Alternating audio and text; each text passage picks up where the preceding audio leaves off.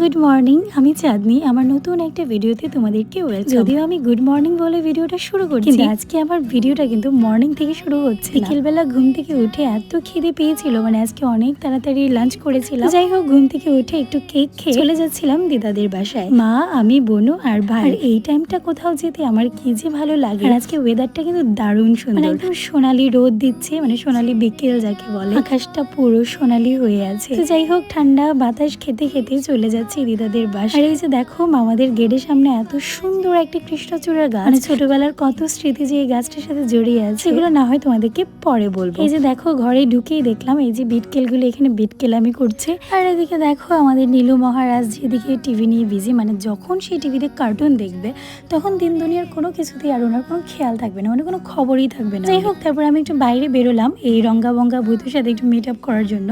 এই যে এগুলো এত ফাজিল হয়েছে, মানে এত পাজি, আজকাল আমার কাছে আসতেই চায় না। তোমরা তো ছোটবেলা দেখেছো, মানে আমি অনেক ভিডিওতে তোমাদেরকে শেয়ার করেছি। এই দুইটা এত কিউট ছিল, সরি দুইটা না তিনটা, ছোটবেলা এত কিউট ছিল, মানে কোলে আসলে নামতেই যেত না, মানে আমি বসলেই আমার কোলে চলে আসতো দৌড় দিয়ে। আর এখন দেখো, এত ডাকি তেল মারি তাও আমার কাছে আসতেই চায় না। এগুলো এত দুষ্ট হয়ে যাচ্ছে দিন দিন, কি বলবো। যাই হোক, তারপরে আমি আর সোনু মিলে বাইরে অনেকক্ষণ হাঁটাহাঁটি করলাম। সুন্দর ঠান্ডা বাতাস দিচ্ছিল, তার জন্য প্রচুর ভালো লাগছিল। মামি সবার জন্য নুডলস বানিয়েছিল, আর এই আচারটা যে কি মজা ছিল, ছোট মাসি পাঠিয়েছে আমাদের জন্য আর হচ্ছে মামাদের জন্য। যাই হোক, এই যে এদিকে নীলুকে নিয়ে একটু দুষ্টামি করছিলাম, মানে সেই বুড়ো মানুষের মতো কথা বলছিল, মানে এত পাকা পাকা কথা বলছিল, এটা এত পাকা। যাই হোক, তারপর ঘড়িতে ওই 7টার মতো বাজে। এবার চলে যাব হচ্ছে বাসায়। তো বাসায় যাওয়ার আগে তোমাদেরকে একটু ঠাকুর ঘরটা দর্শন করে দিই। এটা হচ্ছে ঠাকুর মন্দির, মানে দিদাদের বাসায় ঠাকুর মন্দির। ঠাকুরকে তো শয়ন দিয়ে দেওয়া হয়েছে, তো একটু মহাদেবকে দর্শন করে না। তো যাই হোক, এই যে আমরা চলে যাচ্ছি এখন বাসায়। আজকে একটু মজার ব্যাপার হয়েছে কি জানো তো,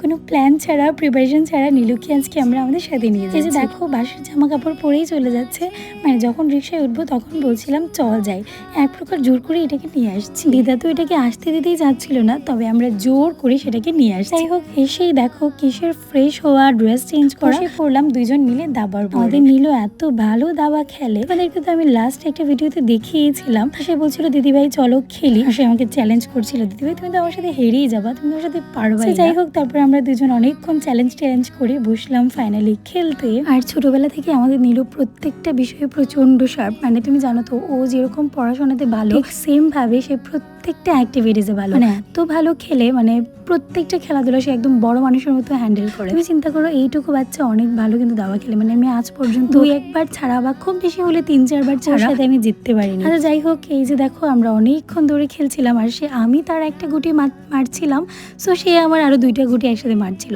মানে এরকম একটা অবস্থা ছিল।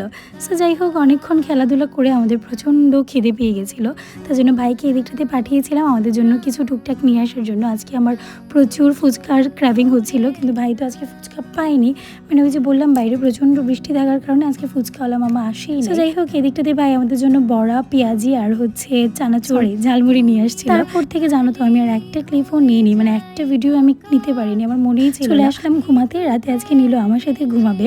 আর এই যে দেখো, আমি ক্যামেরাটা অন করে রাখছি, কারণ সে বুড়ো মানুষের মতো আমার সাথে কথা বলছিল, গল্প করছিল। আর যখনই ক্যামেরাটা অন করব তখনই উনি ভদ্র মানুষ, ওনার মতো ভালো মানুষ তখন আর খুঁজেই পাওয়া যায়। যাই হোক, পরদিন সকালে ঘুম থেকে উঠে আমি সোজা চলে গেলাম ফ্রেশ হওয়ার জন্য। আর জানো তো, আজকে এত গরম পড়েছে, কালকে যে তালে ঠান্ডা ছিল, মানে বৃষ্টি হয়েছে সারাদিন রাত, সেম ভাবে আজকে অনেক গরম পড়েছে। আর আমাদের বাসায় না, মানে যেদিন একদম কড়া রোদ হবে, গরম পড়বে, সেদিন আমাদের সকালের ব্রেকফাস্টে চলে হচ্ছে দই আর চিড়া। যাই হোক, স্নান টান করে আমি ঠাকুরকে একটু প্রণাম করে নিয়েছিলাম। তারপর বিকালের দিকে, সন্ধ্যার দিকে যাচ্ছিলাম মামাদের বাসায়। ওই যে নীলুকে নিয়ে যাচ্ছিলাম, তোমাদেরকে বললাম না নীলু আজকে চলে যাবে, মানে একটা দিন থাকলেও দিদা চলে আসছে ওকে নিতে, মানে ওকে ছাড়া ওরা থাকতেই পারে না। যাই হোক, বেচারি তো যাওয়ার সময় প্রচন্ড মুখ ভার ছিল, মানে এত মুড অফ ছিল ওর, ও যাবেই না। তার জন্য বাধ্য হয়ে ওর সাথে আমার আসতে হয়েছে ওকে কোম্পানি দেওয়ার জন্য। এই যে দেখো, এসেই দুইটা মারামারি শুরু করে দিয়েছে। নীলুটা সোনাইয়ের সাথে এত লাগে, মানে এত লাগালাগি করে, কি বলবো।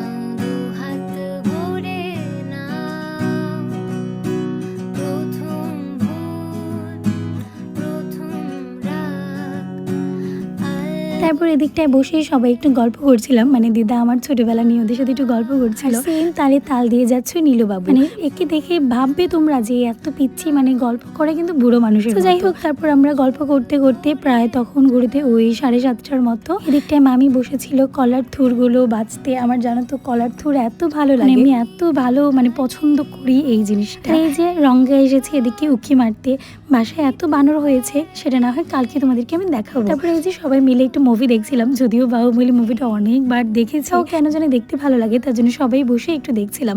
এর মধ্যে মামি বললো খাওয়াটা শেষ করে নিতে, টুক করে গিয়ে সবাই দৌড়ে খাওয়াটা শেষ করে এসেছি। আর আজকে না মামি অনেক মজার মজার রান্না করেছিল। তো যাই হোক, আজকের ভিডিওটা আমি এখানেই শেষ করে দিচ্ছি। এই পর্যন্ত সবাইকে টাটা বাই।